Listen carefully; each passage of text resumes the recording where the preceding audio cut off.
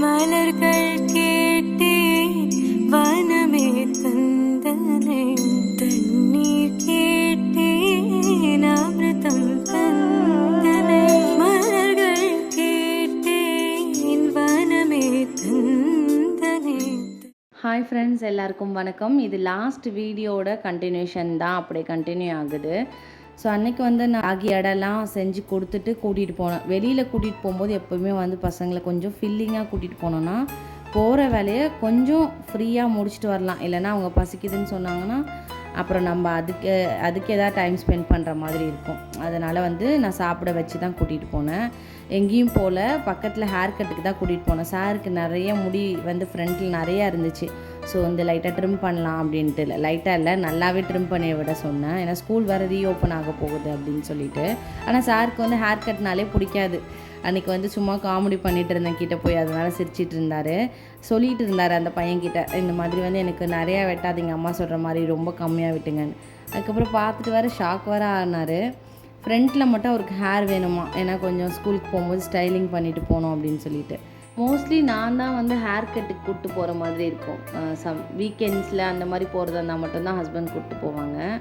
அதனால் வீக்கெண்ட்ஸில் இந்த வேலை இருக்காது, எப்போயுமே வந்து வீக் டேஸ்லேயே முடிச்சிடுவேன். அதனால் நான் தான் அதிக டைம் கூட்டிகிட்டு போவேன்.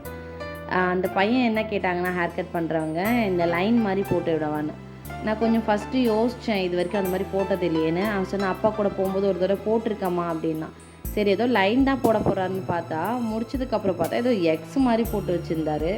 பார்க்குறதுக்கே ஒரு மாதிரி இருந்துச்சு. சரி அதுக்கப்புறம் என்ன பண்ண முடியும் அப்படின்னு சொல்லிட்டு நானும் விட்டுட்டேன். அப்புறம் அவர் வந்து, அம்மா இது ஸ்டைல் தான்மா, ஸ்கூலில் எதுவும் சொல்ல மாட்டாங்கம்மா அப்படின்னு சொன்னார். சரி ஓகே, எனக்கு தெரியாது, அப்பா திட்டினார்னா நீ தான் சொல்லணும் அப்படின்னு சொல்லி கூட்டிகிட்டு வந்துட்டேன். அப்புறம் வெளியில் வந்ததும் பக்கத்துலேயே ஒரு சின்ன சூப்பர் மார்க்கெட் இருந்துச்சு. எனக்கு ஒரு சில திங்ஸ் வந்து வாங்க வேண்டியது இருந்தது. அதனால் டைரெக்டாக வந்து அந்த கடைக்குள்ளே போயிட்டோம். பர்ச்சேஸ் பண்ணிகிட்டு இருக்கும் போதே சாருக்கு வந்து இந்த கலர் கலராக வந்து சிப்ஸ் பாக்கெட் இருக்கும்ல, சிப்ஸ் பேக்கெட், பிஸ்கெட் பேக்கெட், இந்த கலர் கலராக குழந்தைங்கள அட்ராக்ட் பண்ணுற மாதிரியே நிறைய வச்சுருப்பாங்களே, அதெல்லாம் பார்த்து நம்ம வீட்டில் சார் வந்து ரொம்ப அட்ராக்ட் ஆவார். இது எப்படி இருக்கும், அது எப்படி இருக்கும்னு அங்கேயே கேள்வி கேட்பார். இதெல்லாம் பார்க்கும்போது மைண்டில் ஒன்று தான் தோணணும், இதெல்லாம் வந்து நமக்கு விஷம் அப்படின்னு சொல்லிட்டு. ஆசைக்கு 1-2 எப்பயாவது வாங்கி கொடுப்பேன் பசங்களுக்காக. பட் வந்து ரெகுலராக எடுத்துக்கும் போது அது விஷம் அப்படின்றத வந்து பசங்களுக்கு வந்து அதை சொல்லிடணும். விஷன் பார்க்கும்போதே உனக்கு அப்படி தான் தோணணும் அப்படின்னு சொல்லிட்டேன். ஸோ வெளியே வந்து பார்த்தா நல்லா ஃப்ரெஷ்ஷாக வந்து புளிச்சக்கீரை வந்து வச்சுருந்தாங்க. நல்லா இருக்கே அப்படின்னு சொல்லிட்டு போய் கேட்டால் 10 ருபீஸ்ன்னு தான் சொன்னாங்க. ஹஸ்பண்ட்க்கு ரொம்ப பிடிக்கும் இதோட புளிச்சக்கீரை தொக்கு. ஸோ அதனால் வந்து அதுவும் வந்து ஒன்று வாங்கிக்கிட்டேன். அப்புறம் அங்கேருந்து அப்படியே வந்து கிளம்பி வீட்டுக்கு போயிட்டோம். எனக்கு தெரிஞ்சு இப்போ தான் நான் சென்னையில் 10 ருபீஸ் கொடுத்து கீரை வாங்கினது. ஏன்னா 40-50 கூட கொடுத்து கீரை வாங்கியிருக்கேன். ஒரு வேளை ஈவினிங் டைம்ன்றதால அந்த ரேட்டுக்கு கொடுத்தாங்களா என்னன்னு தெரியல. வீட்டுக்கு வந்ததும் கிச்சன் கவுண்டர் டாப்பை தான் ஃபஸ்ட்டு க்ளீன் பண்ணேன். ஏன்னா நான் அப்படியே தான் போட்டுட்டு கிளம்புனேன் இல்லையா, எதுவுமே க்ளீன் பண்ணி வச்சுட்டு போகிறதுக்குலாம் டைம் இல்லை. ஸோ வந்ததும் வந்து ஃபஸ்ட்டு க்ளீன் பண்ணி தொடச்சி விட்டுட்டேன். நான் சமைக்க போகிறனாலே ஃபஸ்ட்டு கிச்சன் கவுண்டர் டாப் வந்து க்ளீனாக இருக்கணும். சமைக்க போகும்போது தான் க்ளீனாக இருக்கும், சமைக்கும் போது கண்டிப்பாக க்ளீனாக இருக்காது. ஏன்னா என்னோடய கிச்சன் கவுண்டர் டாப் ரொம்ப ரொம்ப சின்னது.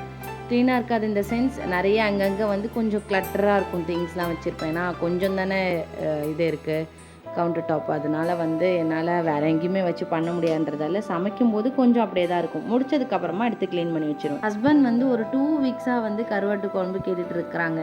இன்றைக்கி வைக்கலாம் நாளைக்கு வைக்கலாம் அப்படின்னு சொல்லிட்டு டைம் அப்படியே போயிட்டே இருந்துச்சு.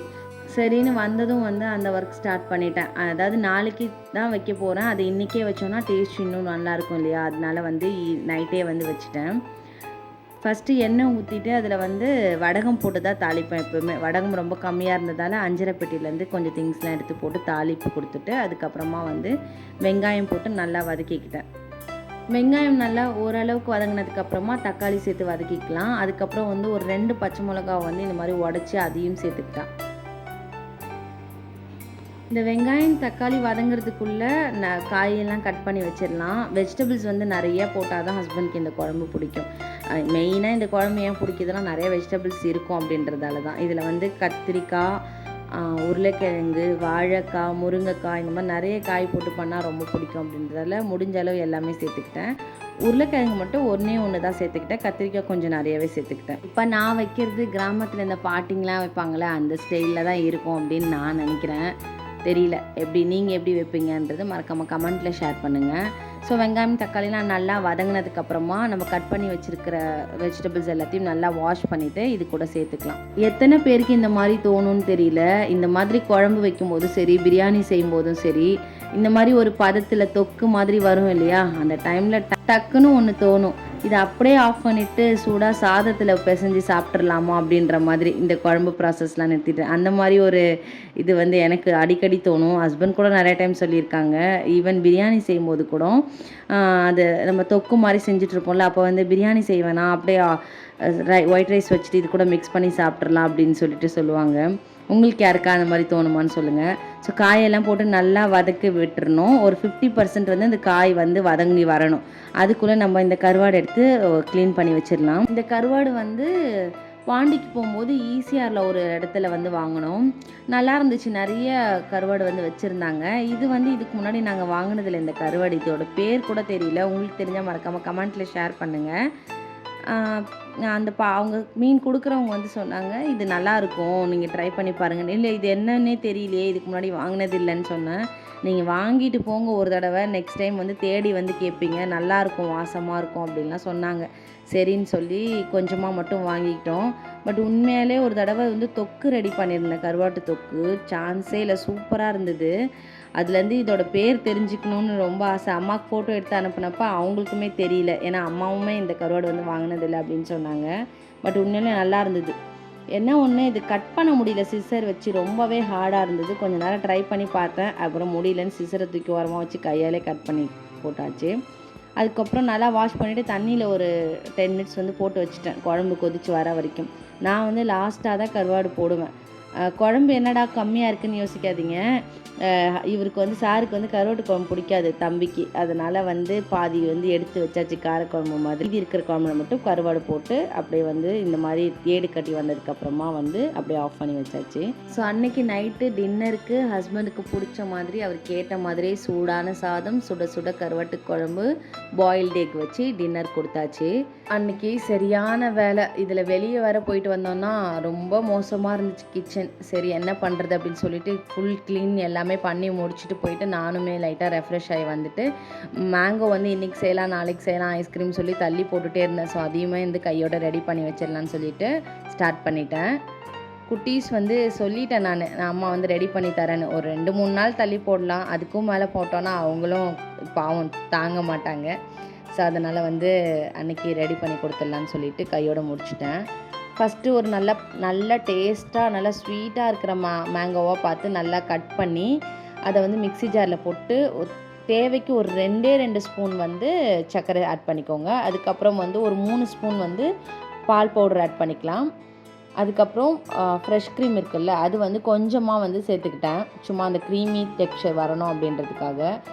நீங்கள் வந்து இந்த ஸ்டேஜில் வந்து சுகர் வந்து ஸ்கிப் பண்ணாலும் பண்ணிக்கலாம், இல்லைனா ஒரு கொஞ்சமாக வந்து சேர்த்துக்கோங்க. இந்த மாதிரி நல்லா அடித்து எடுத்துக்கிட்டோன்னா நல்லா சூப்பராக இந்த மாதிரி க்ரீமியாக சூப்பராக கிடைக்கும். இதில் நான் காமிச்ச ஐட்டம் மட்டும்தான் போட்டு அரைச்சேன், தண்ணி எதுவுமே வந்து சேர்க்கக்கூடாது. இதை வந்து நீங்கள் ஒரு ஐஸ்கிரீம் மோல்டில் கூட போட்டு ஃப்ரீஸ் பண்ணி எடுத்துக்கலாம். நான் வந்து இன்றைக்கி இந்த கிளாஸ் பவுலில் தான் வந்து போட்டு ஃப்ரீஸ் பண்ணி எடுக்க போகிறேன்.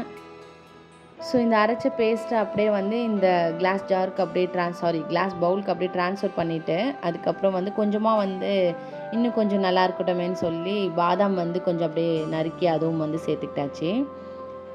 இதை அப்படியே தூக்கி ஃப்ரீசரில் வச்சோன்னா கண்டிப்பாக அந்த ஐஸ் வந்து அப்படியே மேலே அந்த கிறிஸ்டல் வந்து ஃபார்ம் ஆகிடும், ஐஸ் ஃபார்ம் ஆகும். அதனால் வந்து நல்லா ஏர் டைட்டாக வந்து க்ளோஸ் பண்ணிவிட்டு தான் வந்து நம்ம ஃப்ரீஸ் பண்ணணும். அப்போ தான் வந்து இந்த ஐஸ்கிரீம் அந்த டெக்ஸ்சர் வந்து நமக்கு கிடைக்கும். அதனால ஃபுல்லாக வந்து wrap பண்ணிட்டேன். நீங்கள் ஃபாயில் வச்சு கூட க்ளோஸ் பண்ணிக்கலாம், இல்லை இந்த மாதிரி இது இருந்தால் கூட நீங்கள் போட்டு ஃபுல்லாக வந்து wrap பண்ணிக்கோங்க.